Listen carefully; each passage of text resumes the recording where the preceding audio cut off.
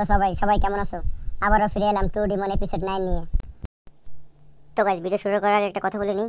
তো আমি মাঙ্গা কমিউনিটিতে নতুন, তো এখন তোমার সবাই ভিডিও দেখো ঠিকই, কিন্তু কেউ সাবস্ক্রাইব করো না। যাতে আমি তোমার সবাই একটু সাবস্ক্রাইব করে দাও, যাতে আমি আরও মোটিভেশন হই। আমার ভয়েসগুলো কেমন লাগে সেটা একটু বলো, আর কোথায় কি সমস্যা তাও একটু বলেন, যেটা আমি সলভ করতে পারি নেক্সট টাইমে।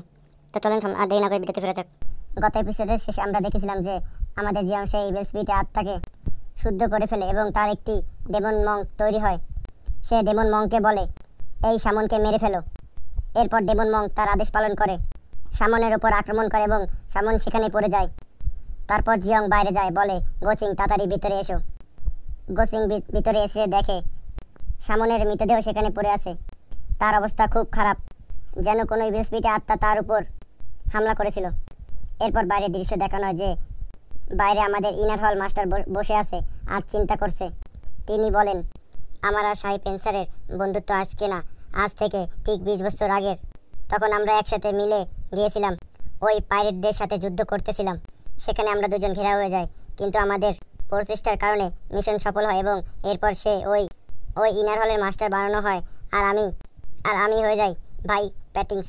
মানে সম্ভবত সেখানে কোনো সেনাপতি বা এরকম কিছু বোঝানো হয়েছে, এখানে পুরো মিন করে বোঝানো হয়নি, আমি একটু বলে দিলাম। ও আমাকে সবসময় সম্মান দিয়ে এসেছে, সেই জন্য ও আমার সবচেয়ে ভালো বন্ধু। এটা বলছিল সে গাটকিম এটা চিন্তা করছিল।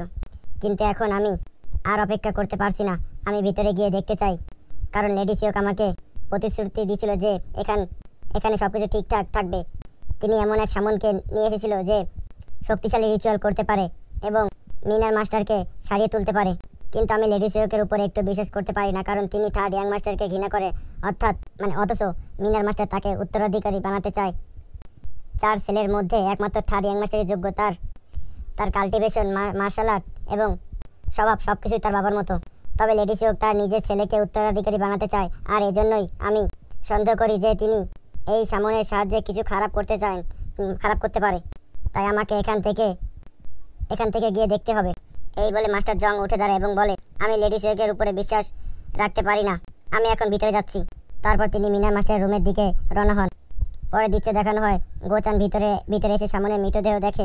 এদিকে জিয়ং তখন একটি তরোয়াল তুলে নিয়ে বলে, তুমি কি আমাকে সাহায্য করবে? তাড়াতাড়ি সামনের মৃতদেহটা তুলে নিয়ে যাও।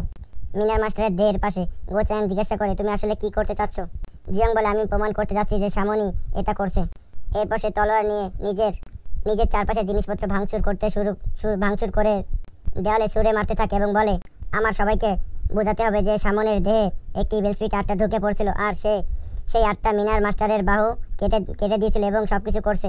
গোচাং মনে মনে ভাবে, এই প্ল্যান ভালো, কিন্তু লেডি সিওক এত সহজে বিশ্বাস করবে না, তিনি তো এই সামন নিয়ে এসেছিল। তখন গোচাং বলে, জিঙ্গা মাস্টার, আমি মনে করি না এই প্ল্যান কাজ করবে। জিঙ্গা বলে, তাহলে আমাদের আরও কিছু করতে হবে যাতে প্রমাণ করা যায় এই সামনই দায়ী। তারপর সে নিজের তরোয়াল দিয়ে নিজের পায়ে আঘাত করে রক্ত বের করে দেয় এবং বলে, এখন এটা বেশি বাস্তব লাগছে, সবাই বিশ্বাস করবে যে সামন আমাদের উপর আক্রমণ করছিল। গোচাং ভাবে, এই লোকটা পাগল, বাস্তবেই দেখা যাচ্ছে বাস্তব দেখাতে নিজের পা কেটে ফেলে।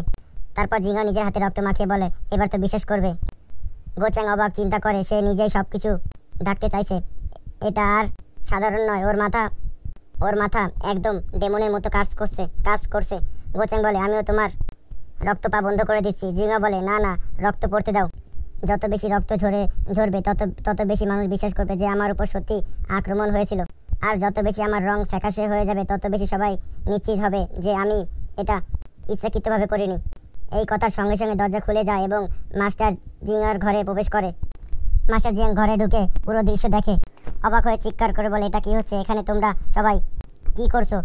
কে করছে এসব? তিনি আরও জোরে বলেন, তোমাদের মধ্যে কে আমাকে বলবে আসলে এখানে কি ঘটনা হয়েছে?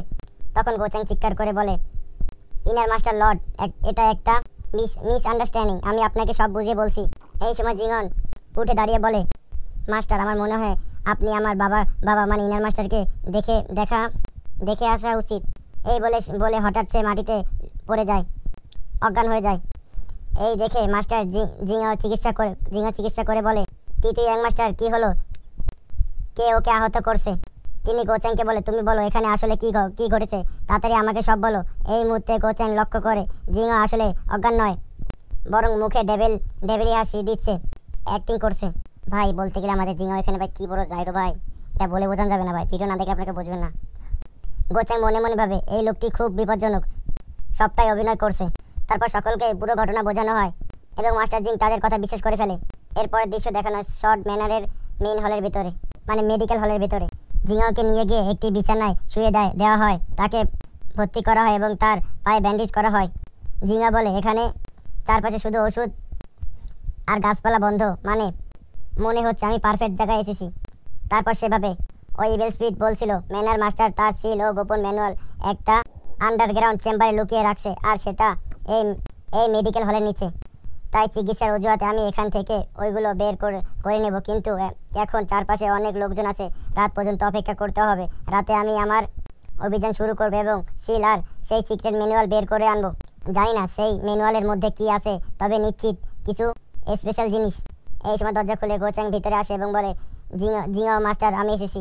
জিঙাও মাস্টার বলে তুমি অনেক দেরি করে ফেলছো, আমি তোমাকে একটা কাজ দিয়েছিলাম, সেটা কি করছো? গোচ্যাং নিজের ব্যাগ থেকে দুটি বই বের করে বলে হ্যাঁ ম্যাম আমাদের জিঙাওকে বলছে। হ্যাঁ, সামনের জায়গা থেকে অনেক বই ছিল, কিন্তু দুঃখিতভাবে আমি শুধু দুটি বই বাঁচাতে পেরেছি, বাকি সব ওরা পুড়িয়ে ফেলছে।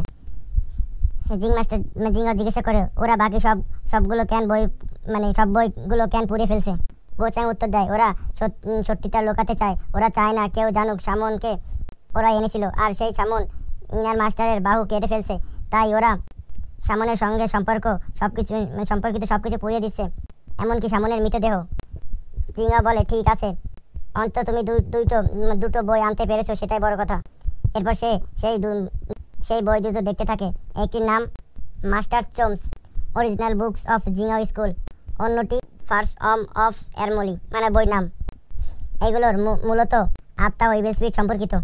জিঙা বলে গোচিং তুমি দারুণ কাজ করেছো। তো গাইস এখানে আমাদের 9 নম্বর এপিসোড শেষ হয়ে গেল। তো পরের এপিসোডে দেখা যাবে যে এই গোচিং জিঙাই বই দুটো দিয়ে কী করবে। পরের এপিসোডের জন্য সবাই সাবস্ক্রাইব এবং লাইক করে দেন।